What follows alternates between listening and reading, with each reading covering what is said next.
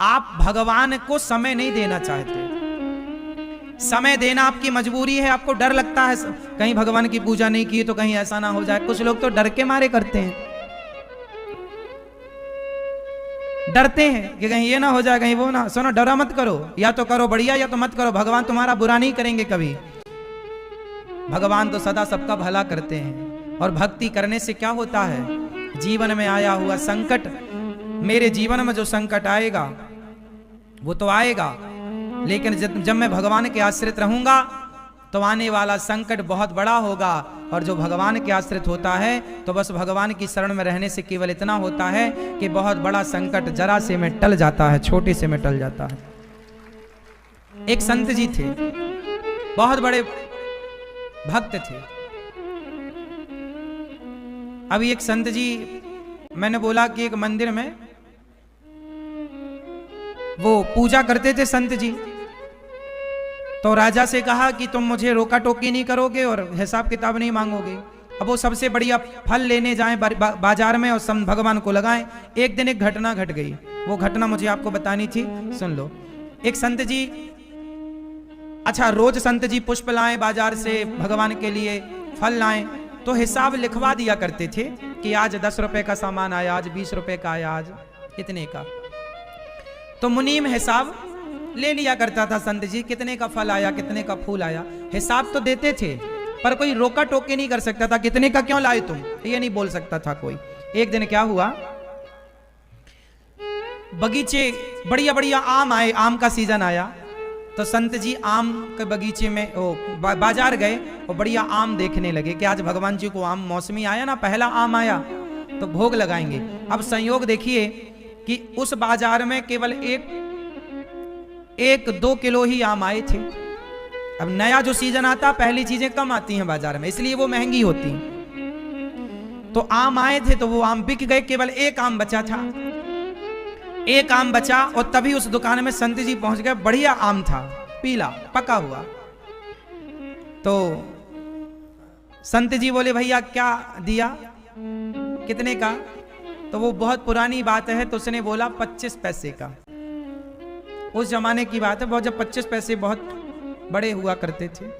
अच्छा संयोग देखना कि उसी समय उस बाजार में एक बगल के राजा का मंत्री आया और वो भी राजा के लिए फल लेने आया। पूरी बाजार में आम एक था और वो आम संत जी ने बोला ये भगवान जी को लगेगा भोग, इसका आज पहला आम आया सीजन का, वो पहला भोग ठाकुर जी को। और वो राजा का मंत्री आ गया, उसने कहा कि ये आम, तो उसने उसको भी, अच्छा दुकानदार को लगा ये लोग रेट पूछ रहे हैं, तो उसने बोला 25 पैसे। तो उसने मंत्री को भी 25 पैसे बताया, भाई दुकानदार था, रेट सबको एक सा बताया 25 पैसे। संत जी ने कहा नहीं, पहले मैंने बोला है ये मैं लूंगा। अब मंत्री भी टसन में, नहीं ये तो मैं दूंगा, सुन मैं तुझे इसके 50 पैसे देता हूं, ये आम मेरे राजा के लिए जाएगा, मेरे राजा। संत जी बोले नहीं मैं तुझे 75 पैसे दूंगा, ये मेरे भगवान जी के लिए जाएगा। राजा मंत्री बोला नहीं ये मेरे राजा साहब के लिए आम जाएगा। संत राजा ने बोला है बढ़िया आम का सीजन, आम लेके आना, और पूरे बाजार में एक ही आम है, मैं राजा के लिए लेके जाऊंगा, मैं 1 रुपया दूंगा।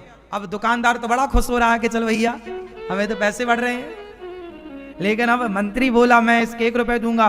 अच्छा संत जी बोले मैं इसके 1.25 रुपये दूंगा। मंत्री बोला मैं 2 रुपये दूंगा। संत जी बोले मैं 3 रुपये दूंगा। मंत्री बोला मैं 5 रुपए दूंगा।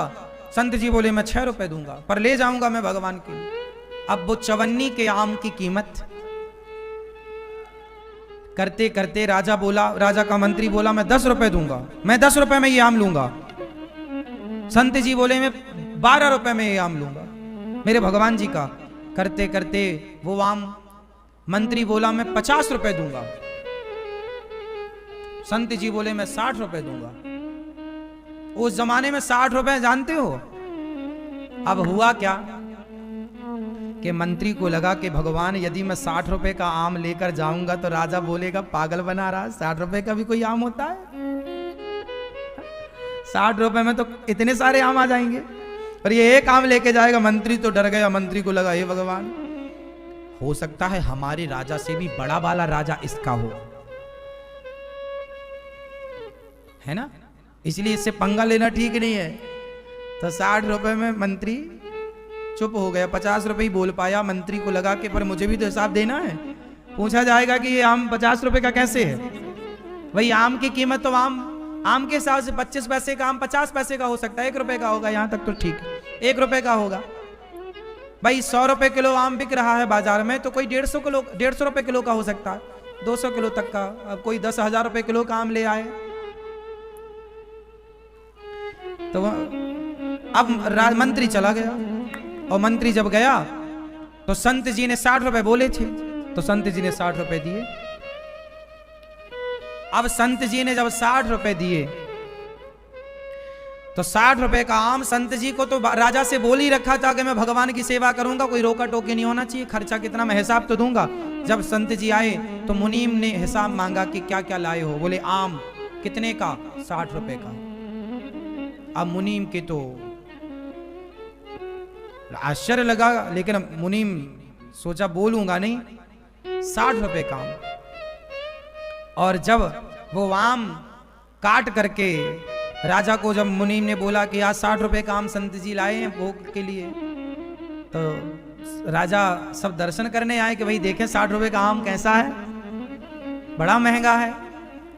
और संत जी बड़े भाव से भैया उस आम का भोग जब लगा रहे थे काट करके बढ़िया, और जब भोग लगाए तो भगवान संत जी के उस प्रेम पर रीझ गए कि मेरे भगवान के लिए यह वस्तु है तो भगवान के लिए कोई मूल्य नहीं, पैसे का कोई मूल्य नहीं, भगवान के आगे क्या मूल्य है।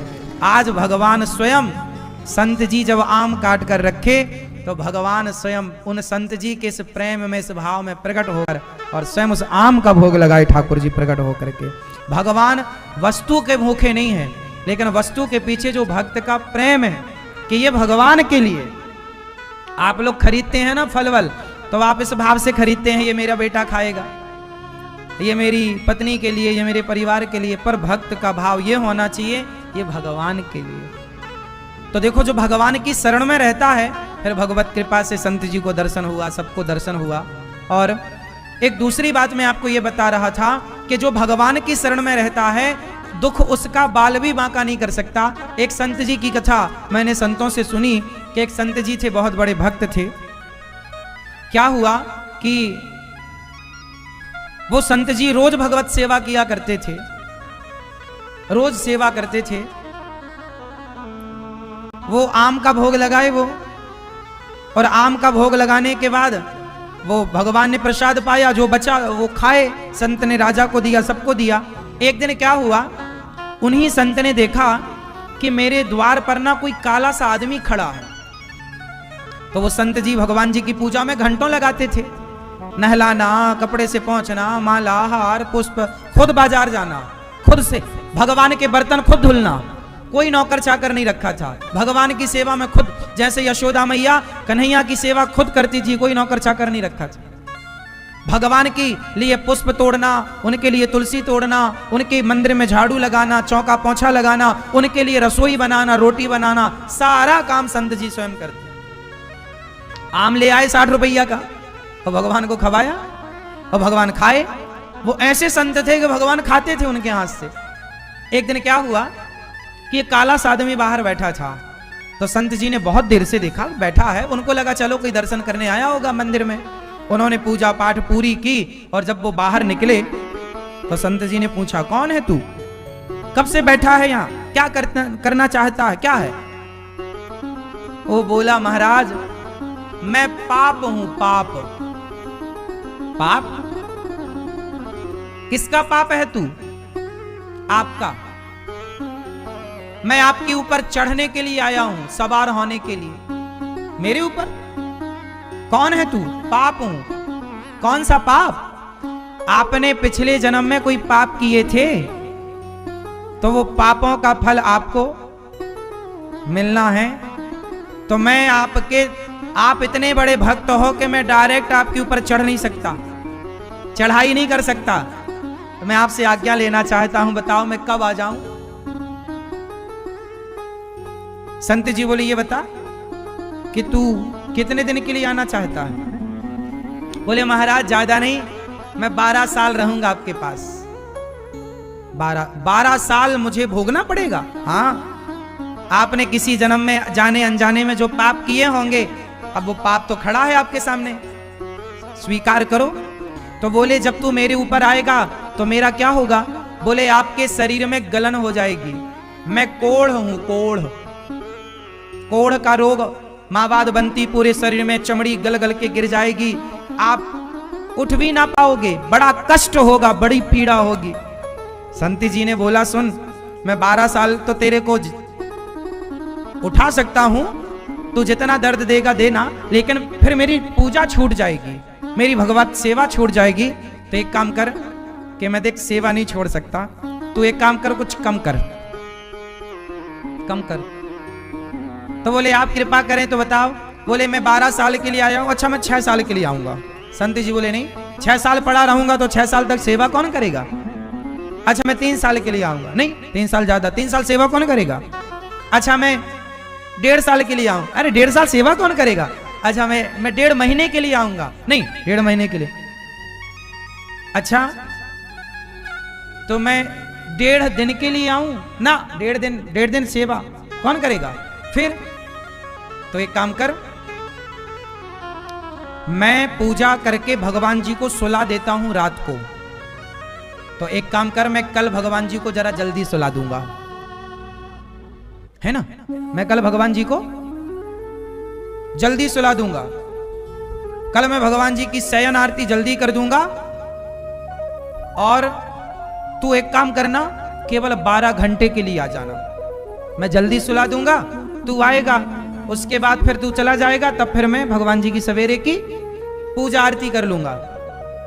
तो संत जी ने कहा तू 12 घंटे के लिए मैं तुझे स्वीकार कर सकता हूं, इससे ज्यादा नहीं, तुझे आना हुआ, वरना तू 12 घंटे भी के लिए जा, नहीं लेना तुझे। अब लो भैया, पाप बोला, अच्छा आया हूं तो स्वीकार कर लो महाराज। तो संत जी ने भगवान जी की सेवा आरती कर दी, आज जल्दी स्वयं करा दिया, सुला दिया और पाप को बुला लिया, आजा।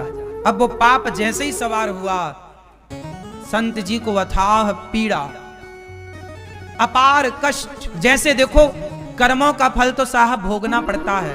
भीष्म पितामह को भी कितना दर्द हुआ होगा जब पूरे शरीर में बाण चुभे होंगे।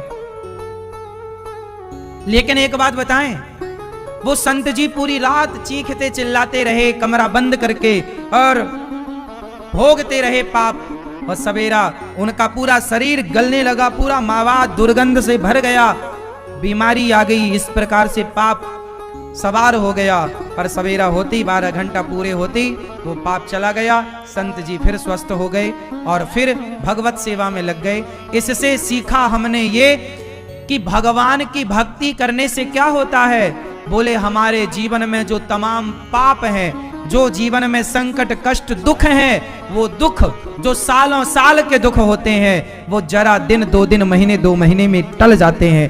पाप हमें जीवन में दुख तो मिलता है। आप कहते हैं महाराज जी हम बड़े दुखी हैं, देखो दुख तो भोगना पड़ता है, लेकिन भगवान की शरण में रहने से साल भर का दुख हो सकता है हफ्ते भर में टल जाए, हफ्ते भर का दुख हो सकता है घंटे भर में टल जाए।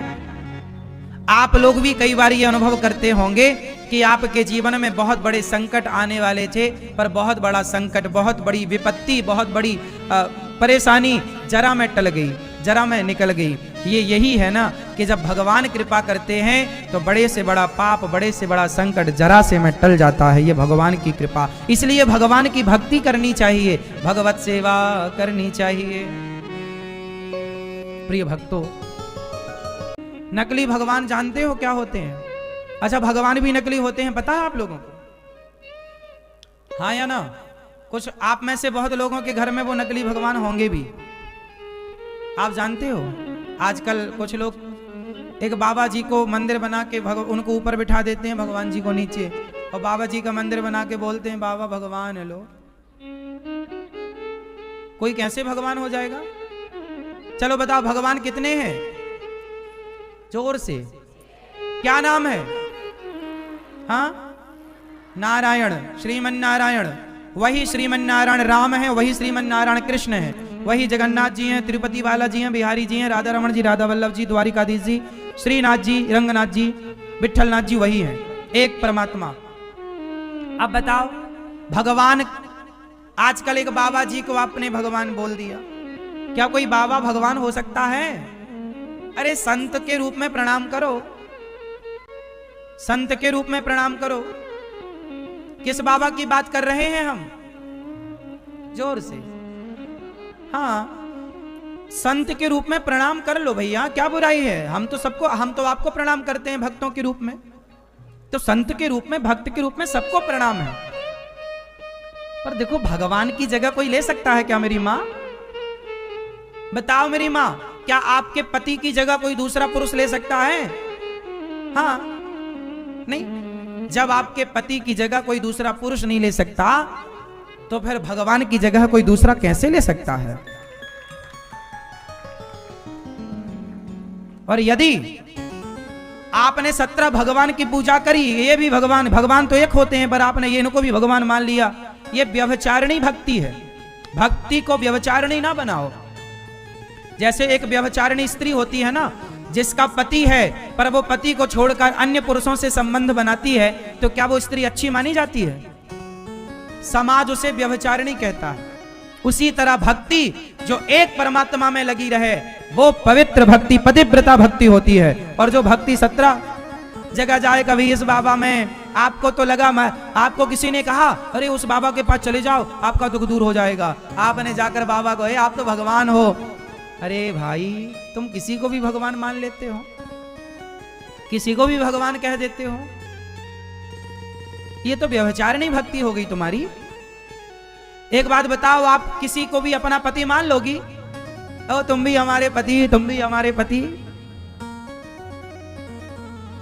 तो आप सबको भगवान क्यों मान लेते हो? हमारे यहां तो इंद्र को भी भगवान नहीं बोला गया। इंद्र भगवान नहीं है, इंद्र देवता है। 33 करोड़ देवता होते हैं।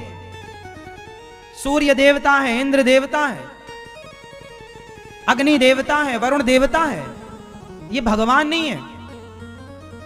भगवान तो भगवान है, एक भगवान है, 17 भगवान नहीं है। सबको भक्तों के रूप में स्वीकार करो, संतों के रूप में स्वीकार कर लो, आदर करो सबका। भगवान भगवान है। अपनी भक्ति को पतिव्रता भक्ति बनाओ। मेरे तो गिरधर गोपाल, दूसरों ना, हाँ, दूसरा कोई नहीं एक भगवान के सिवा, ये पतिव्रता भक्ति है, दूसरा कोई नहीं। और आपके तो 17 है, ये भी भगवान, वो भी भगवान, ये भी नया। एक साधे सब सधे, एक भरोसे, एक बल, एक आस विश्वास, एक राम घनश्याम हित चातक तुलसीदास। एको ब्रह्म द्वितीयो नास्ति, एक ही ईश्वर है, एक परमात्मा है। दो की कभी बात नहीं थी। अब आप दो की बात करें तो आप अज्ञानी हैं, उसका हम क्या करें?